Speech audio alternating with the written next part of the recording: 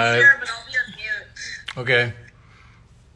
Okay, so we're live. I'm waiting for Mädchen. Do you want to check with Mädchen?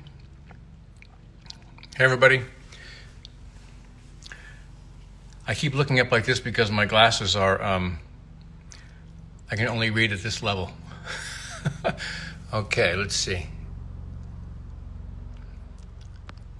Hey, everyone. Hi, Laura. I think Mädchen is going to join in 1 second. Let me just check with one person. Hold on, everybody. Let's see here.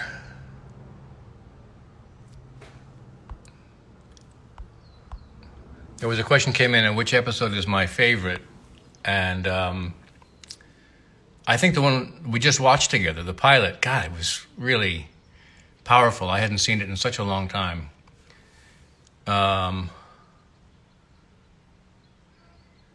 Just checking to see how I can get Mädchen on here. I think I have to wait for her invite. Sorry, everybody. Thanks, Evelyn. Silver Fox. Okay. Okay, so Mädchen's signing in now. Hold on a second. Okay.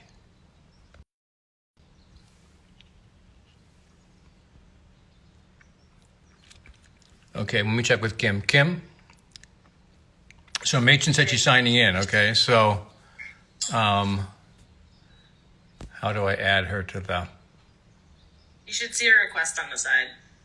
Okay.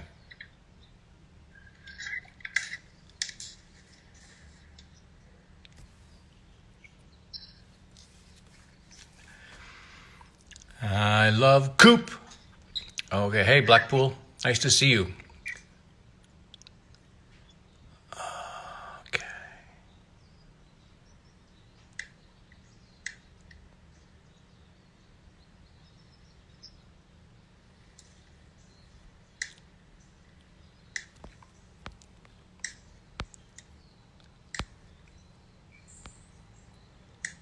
How many cups of coffee do I drink on a daily basis on set? I can work up to like 6 or 7 cups of coffee. Crazy. 1 second, everybody. Kim, I'm not seeing a request. Is she If you on? hang on a second. Did she just... I got it. Okay. Okay. She's waiting for her. Okay, hold on. Connecting. Yay! I see you got the memo of the clear glasses, Kale. Yes, I did. Thank you. I was mentioning earlier I'm having a difficult because I have progressive. So when I'm like this, it's hard to read. So I keep going to read the comments. First of all, thank you for joining. Of course. That was fun watching it. Wasn't it?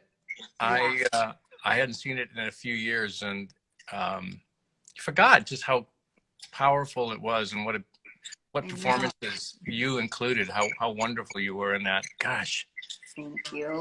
No, it's every time I watch it, which I don't watch very often, obviously. Yeah. But I see something new and different and fun every time. I get why all of our Peaky fans are religiously watch it over and over. You pick up so many layers. Yeah, I agree. Hang on, I'm just going to have a sip of coffee here. Okay, I will too. I don't know if you noticed this. That's a nice mug too. Yeah. I think you might win in the mug contest. I agree with you about the layers. Yeah. And I'm constantly reminded about the music. I know. It's such a beautiful feeling and underscore. It was its own character. Yeah, completely. And we were talking about the scene of the Norwegians, when there's that kind of funny, it's like a Fender Rhodes bump, bump, bump, bump, bump, bump, bump. Yeah. And how adds, it's such an unusual choice, but it adds so much to the scene. And I love I think I appreciated even more this time the comedy that's woven into the tragedy and the suspense. I feel like filmmakers and television creators are a little bit afraid to do that. They feel like you got to like fit into a box and be either dramatic or funny. Yeah. That was definitely before its time. I agree. Probably one of the reasons why, I mean, there are many reasons why it popped, you know, and was so popular. But I think that was one of them. Just excellent storytelling, you know. And I also think that the actors, I was really moved this time by Dana Ashbrook's performance and how many really interesting choices he made. Yeah, seemed so right and appropriate. And the two of you together, the palpable fear that was there, you know, from Leo, because of Leo, you know, it really felt very real. And him jumping on top of the hood of the car and barking in the jail cell. You know, I know David probably gave him those little nuggets, but then for him to execute it and run with it, and David always creates this like beautiful, creative, collaborative space, you know, that you feel comfortable suggesting something or trying something. Yeah, that's completely true. It's been consistent through all the work. And he gave me so many wonderful, I was just reminded of going through in the scene with when I'm interrogating Bobby for the first time at the table. And I think I did one way through where I was equally confrontational to him, you know, and it was okay. And then David said, just take a moment here and just smile at Mike Onkeen, you know, and then just come at it with a whole different kind of mindset. And it was something that I didn't think of, but David, you know, gave to me, and I thought it worked really, really well. I was going to ask you, so like creating Cooper, he had this enjoyment to finding clues, you know, like there's a page that's marked, and just that enjoyment. Was that something that you and David came up with together, or how did that come about? Well, you remember David, you know, David has just that natural tendency, right? So he has this kind of wonderful enjoyment of things like coffee, sawdust, you know, certain things. He just really just relishes them, you know. So honestly, I borrowed a lot of Cooper from David. I think I mentioned in one of my tweets, there's a scene when I'm meeting Mike Onkeen for the first time, Sheriff Truman, and I asked him what kind of trees there were, and I kind of clasped my hands together in sort of like almost like a pleading kind of thing, you know. Even what I'm doing now with this hand like this is totally David, you know, as I'm handling him. And so I said, I think I love that little physical move, that gesture that David does. So I just incorporated it into Cooper. And so that spilled over into the dialogue. I understood it because it was coming from David. So that was really nice. That was really nice. Did you see? When did David give you the nickname of Kale? That came pretty early. When we met for Dune, it was produced by Dino De Laurentiis, and when Dino met me, he had a very thick Italian accent, and he couldn't pronounce my name, Kyle. So he called me Kale. So we used to kind of make fun of that. And then I called him DKL because his initials are DKL, David Keith, I think, or Kenneth Keith Lynch. So I called him DKL. So then we just, that started it. But it was because Dino couldn't pronounce my name. When in subsequent episodes, when Gordon Cole comes to visit, he takes a real liking to Shelley. Yeah. There. And was that something that did you see that coming, or was that how did that kind of manifest? I don't remember, like, it probably was just reading the script when I was like, oh, okay. Cole has a thing for Shelley. Interesting. Yeah. And then, David and I always kind of like, tease with each other. And he was like, well, I had to figure out a way to smooch ya, Mädchen. Yeah. When you're the director, I guess. So, yeah. And then I think, I don't know if we've talked about it before, but so he was calling me Mädchen when we were filming the pilot. Oh, that's right. That's right. And I'm so used to people not pronouncing my name right that I usually don't like pay that much attention to it. And but at a certain point, he was really consistent with calling me Mädchen, and I thought, oh, maybe I should try to like correct how he pronounces my name. So I finally like worked up the nerve to say, David, actually, the way you pronounce my name is Mädchen. Yeah. And he just simply looked at me and said, I know that, but I like to call you Mädchen. And I was like, okay. So from that point forward, I've always been Mädchen. You were Mädchen. I forgot that. You're absolutely right. He does that, though. He has this certain ways of recognizing and referring to people. I mean, Laura Dern, he calls the tidbit. Uh-huh. Do we know why? I think it came out of Blue. I know it came from Blue Velvet. I'm pretty sure it came from Blue Velvet. And, it was probably something that was said in a moment. And he just latched onto it, and that's yeah. We did that a lot. There was a lot of things that would have a phrase that would just make my brothers and I just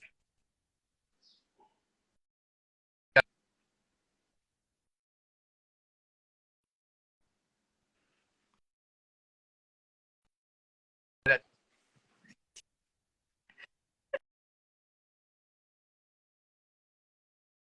really annoying. I say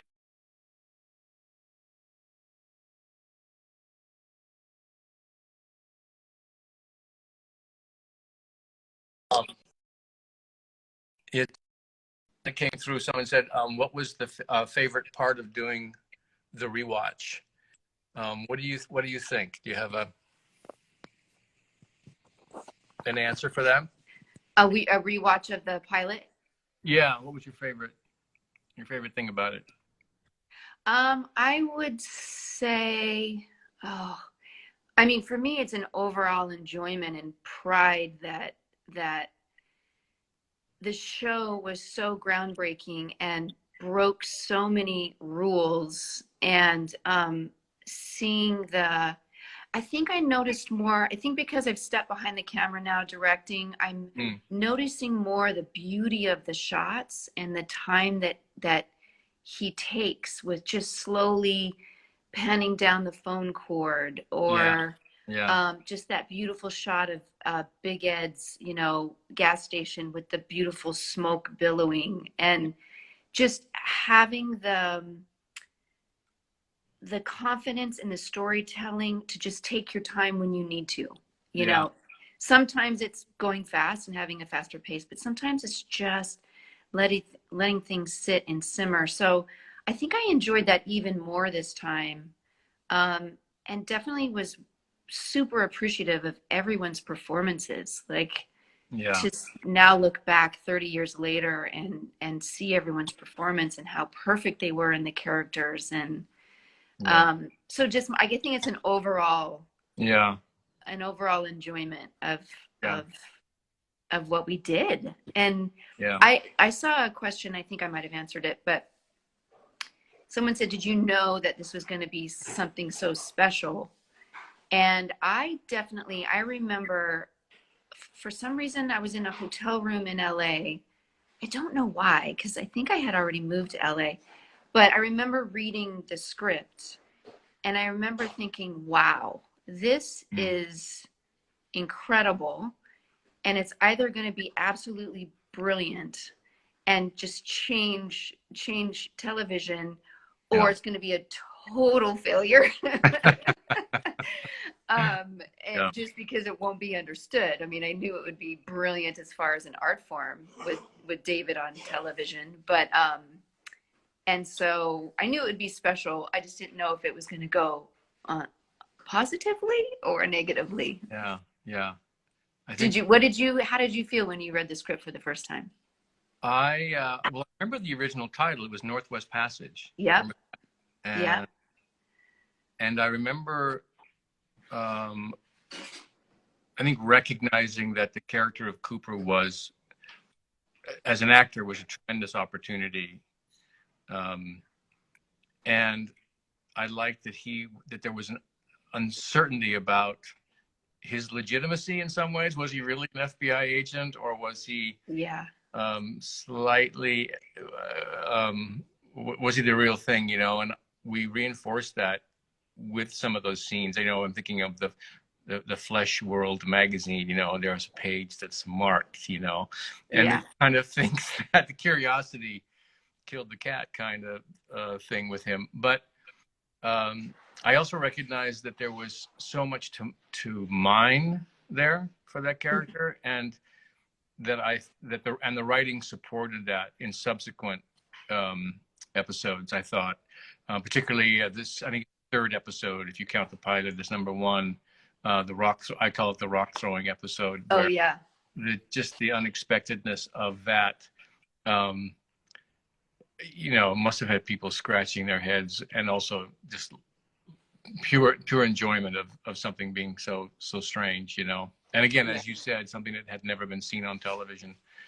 But I don't think any of us expected. I know we all signed on to the pilot, and with the expectation, I think, that it would probably be it'd be like a movie of the week that would be made and then shown, and that would be it. And we all signed the multi-year contracts. But I don't think to a person that people thought that that ABC would actually step up and buy more episodes. So I think maybe even David and Mark may have felt that too. Yeah. And so, okay, this is an ongoing thing that I'm trying to figure out, because for some reason I remember, I feel like we filmed the pilot and a long time passed before we then went into series. And I know that we were a mid-season replacement, so I know that always puts it a little bit farther ahead. But so did we film the pilot in 88 or 89? Do you remember? That's a good question. I think we filmed it in 88. That's my recollection too. Yeah, it was February, March of 88. Remember that, the great scene with Donna and James when they're smooching and then they hear the sirens, which was actually started to be filmed out of doors, and it was so cold that their noses were running and they couldn't even talk, and so they had to shoot it inside. They put this curtains up, and they shot it inside a sound. I believe it was inside. But you never, you always felt like you were in the darkness of the woods. And of course, the way the faces were so beautiful. But that doesn't answer your question. But I think it was February, March, and then ABC saw it, and then they decided they would buy more episodes. And then we started filming. Maybe it did. No, then I think it was 88, because we shot 7 shows. Right. So we pilot and there's episodes all in the can, as they say, and then they aired them. So we didn't know. It wasn't a thing where you get the first couple and you can see whether your show is going to survive or not. They'd already purchased the first chunk. That remaining. That's what I remember too. And I remember how cold it was up in the Seattle area. Remember, we had a snowstorm at one point. Oh my gosh, yes, it was freezing. Yeah. And then whose house did we go to and have our little dinner parties and play games? Do you remember? We would have we all would gather up in the Seattle area. Yeah. And maybe it was somebody was renting a house up there, or maybe somebody was living up there. But I remember we would sit around the table and we played one game in particular, the one where you like pick like what ocean you would be and what animal. It like said something about you, and I just remember it was a fun bonding thing that we would do. And David would take Polaroid pictures with us, and he would just stand there like he was a cardboard cutout, and we would all just like slip in and take a picture with him. Which I do have my picture. I'll have to post it. Do you? You have that? Yeah. Oh, that's Yeah. awesome. I have a cherished photo of Polaroid again, when we did Fire Walk with Me, the film, and David Bowie was on for a couple of days. And what a nice man he was. And so there's a photograph of us in the makeup trailer, and I think I have on a crazy wig or something, and he's like doing some kind of crazy gesture, and he's signed this crazy Polaroid of us together. It was it's in my cool, memorabilia box. Yeah, pretty special. When David and the kids and we lived in Manhattan for a little bit, and David Bowie and Iman would walk around like lower. I think they lived in like Soho or somewhere down there. But yeah, holy smokes, they were the most beautiful couple. Yeah. Just walking the streets of Manhattan, yeah. and I just, oh wow. Yeah. Someone just said, please post the Bowie picture. I'll try and find the Bowie picture. I don't know. I'll get it. Okay, and I'll try to find the David Lynch one. That would be good. Somebody asked about the ending, that they called it the international ending. So I think, if I understand correctly, in the original pilot, the 2-hour pilot, we filmed an ending in the event that it didn't get picked up, for further episodes. Right. And that ending, that sequence where with Frank Silva, we go into the basement and the candles and all of that, was then moved and are added to episode 3. Oh wow! I'm calling it episode 3, I think, because I'm considering the pilot to be episode 1. Right. Episode 3, and it became the dream sequence, and it came out of the Red Room, and that the very first time when we shot the film backwards, and that would be a really fun episode to. We might have to do this again. To watch, yeah. Mädchen, we might have to do.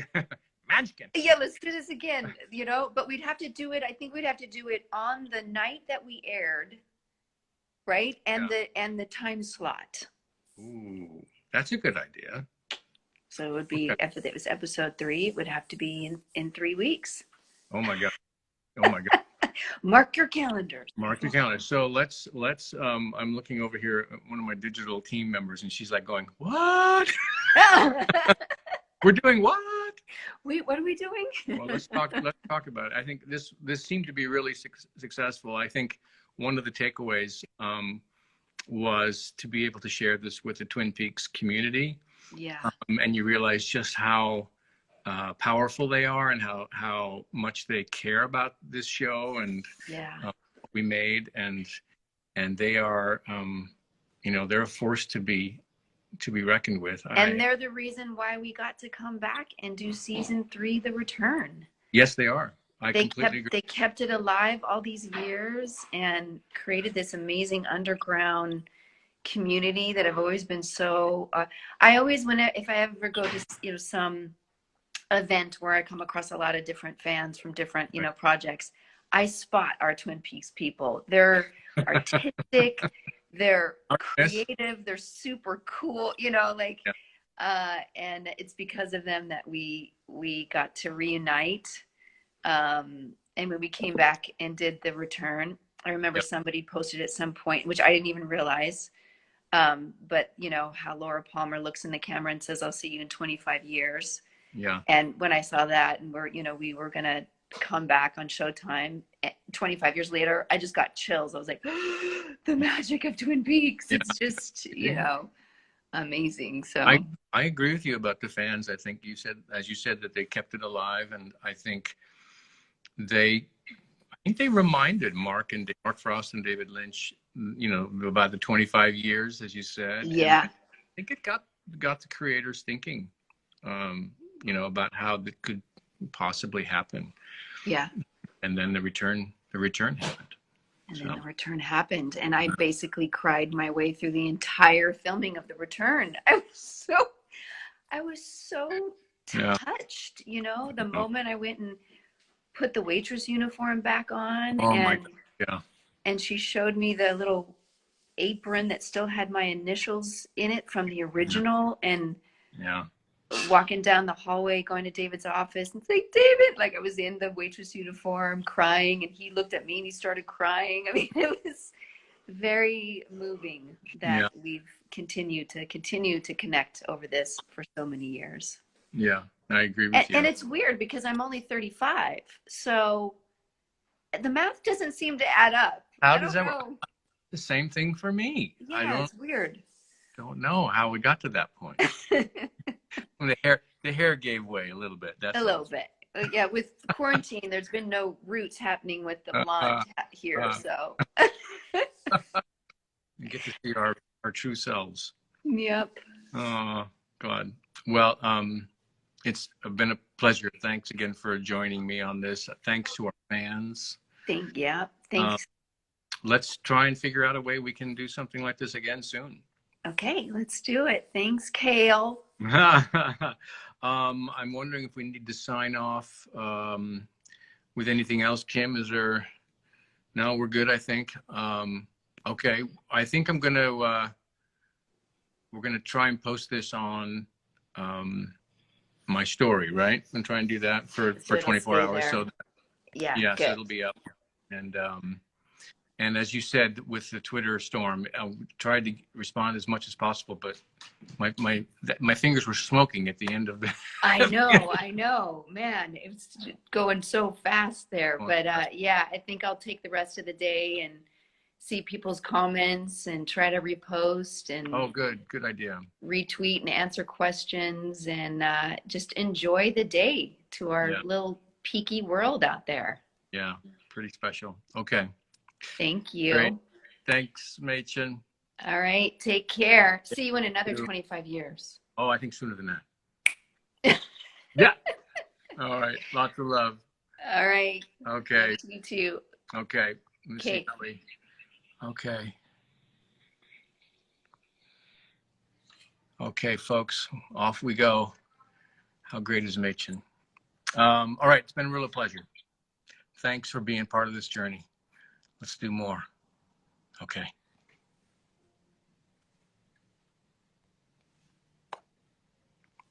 Okay, I'm going to end my live video.